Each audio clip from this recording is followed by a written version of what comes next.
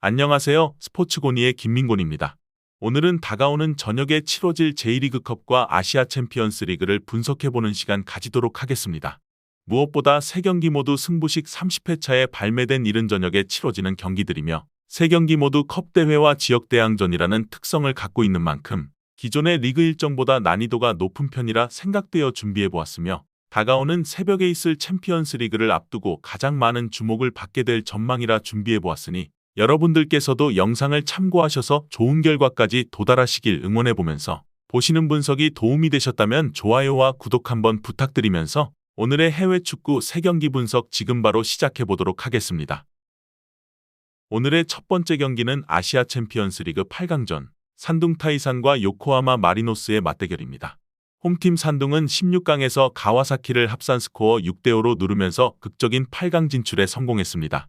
이어서 슈퍼리그 개막전에서도 창춘을 완벽하게 제압하며 이번 경기를 앞두고 예열을 마친 것이 호재라 할 수 있고 자국 선수들의 실력 자체는 리그에서도 평범한 축에 속하지만 외국인 용병들의 퀄리티가 압도적인 팀이라 볼 수 있고 에이스인 크리장이 건재한 가운데 새롭게 합류한 바코가 측면에서 공격 전개를 주도하며 이선을 지휘하고 있습니다.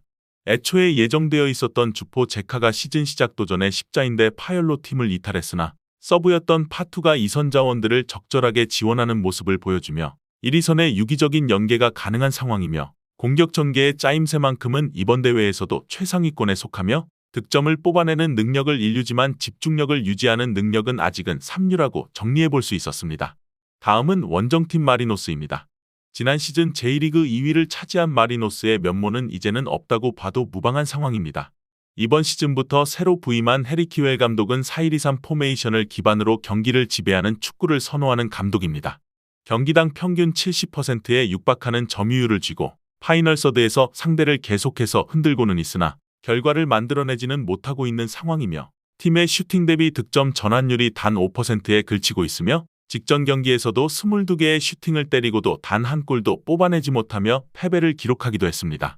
주포인 로페즈가 2골을 뽑아내기는 했으나 모두 페널티킥으로 인한 득점이었으며 오픈플레이에서 만들어낸 득점이 적은 것은 이번 일정에서도 불안 요소라 정리할 수 있었으며 주전 수비 하타나카와 코이케가 부상으로 이번 일정에 불참할 예정입니다.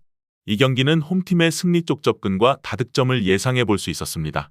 작년 조별리그에서 산둥 타이산을 2번 모두 제압했던 요코하마이지만 이번 시즌은 다소 다른 전개가 될 여지가 충분하다고 예상되었습니다. 펠라이니가 은퇴한 것을 제외하면 포지션의 모든 부분을 강화한 산둥 타이산과 달리 마리노스는 키웰 감독 체제하에 전술에 아직 완벽하게 적응하지 못한 모습이고 특히 강한 이선의 힘을 바탕으로 상대 박스를 타격하는 것을 선호하는 산둥에게 불안한 수비진이 흔들릴 수밖에 없는 매치업인 만큼 다득점이 선택지도 충분히 가능성 높다고 생각되었습니다. 다음은 일본 리그컵 에히메와 나가사키의 맞대결입니다. 에히메는 3부 리그 1위를 차지하며 다이렉트 승격을 거머쥐기는 했으나 3부 리그 역사상 가장 낮은 득실 차이를 기록하며 불안함을 지울 수 없었습니다. 그러나 첫 경기부터 3부에서 보여줬던 팀의 주요 공격 루트인 모테기가 올리는 크로스에서 득점을 뽑아냈다는 것이 호재라 할 수 있습니다. 또한 젊은 선수단의 에너지 레벨을 이용해 경기를 난전의 양상으로 끌고 가는 것을 선호하고 실제로 직전 2경기 선발의 평균 연령이 25세에 불과할 정도로 젊으며 중원의 핵심인 후쿠자와 역시 00년생으로 어린 축에 속합니다. 상당히 거친 플레이를 선호하는 상대 중원을 상대로 카드 트러블을 일으키며 변수를 창출할 가능성도 배제할 수는 없다고 보여졌고 승격팀의 저력을 보여줬으나 강팀을 상대하는 플레이의 미숙함을 지울 수가 없다고 정리할 수 있었습니다. 원정팀 나가사키는 지난 시즌 리그에서 4번째로 많은 득점을 뽑아냈음에도 플레이오프에 진출하지 못했을 정도로 수비가 흔들렸습니다. 때문에 오프시즌에서 왼쪽 측면의 요네다를 제외한 포백라인을 전부 교체하며 수비 강화를 꾀했으나 직전 경기에서 센다이를 상대로 경기를 지배하고도 2배의 슈팅을 허용하며 여전히 흔들리는 수비 조직력을 선보인 것이 악재라 할 수 있으며 그럼에도 지난 시즌 26골을 뽑아내며 압도적인 차이로 득점왕을 수상했던 델가도를 지켜낸 것은 분명한 호재라 볼 수 있었고 이번 상대의 낮은 센터백들을 공략할 여지는 충분하다고 보여졌으며 주포가 침묵하고 있지만 이번 경기에서 강점을 확실하게 살릴 수 있다고 정리할 수 있었습니다. 이 경기는 나가사키의 승리와 다득점을 채택해 볼 수 있었습니다.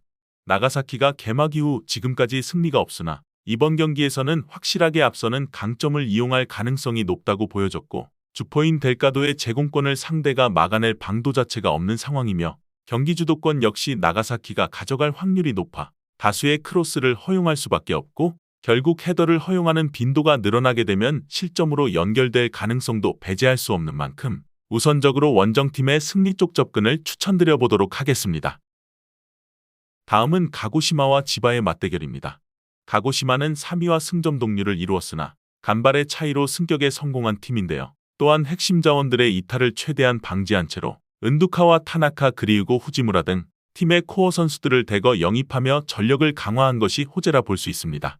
덕분에 승격팀임에도 짜임새 있는 강한 전방 압박과 빠른 템포의 공격 전개가 동시에 가능한 상황이며 팀의 조직력을 그대로 유지하고 있기 때문에 가능한 부분이며 더스파를 상대로 패색이 짙었음에도 강한 압박으로 볼을 따내고 득점까지 연결시킨 부분은 고무적이라 볼 수 있었습니다.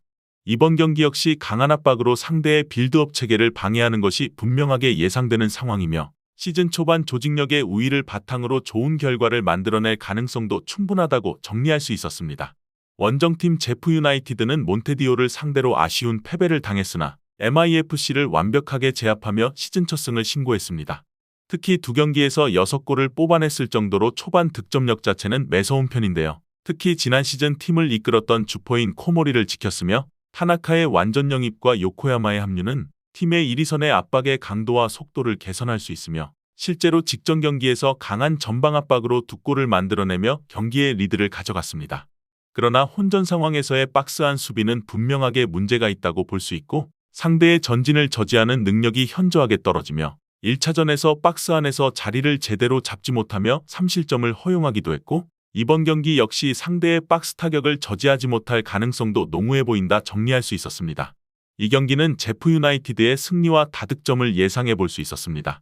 양팀 모두 강한 전방 압박을 기조로 플레이를 시도하는데요. 시즌 초반이기 때문에 조직력이 부족할 수밖에 없는 양팀이며 상대의 강한 압박에 휘둘릴 수밖에 없다고 보여졌고 때문에 난타전의 양상을 예상하며 조금 더 날카로운 공격이 가능한 팀은 제프이기에 승기가 기울어질 가능성이 높다고 보여졌기에 다득점의 선택지를 우선적으로 채택드리면서 원정팀 제프의 승리를 예상해보면서 마무리해보도록 하겠습니다.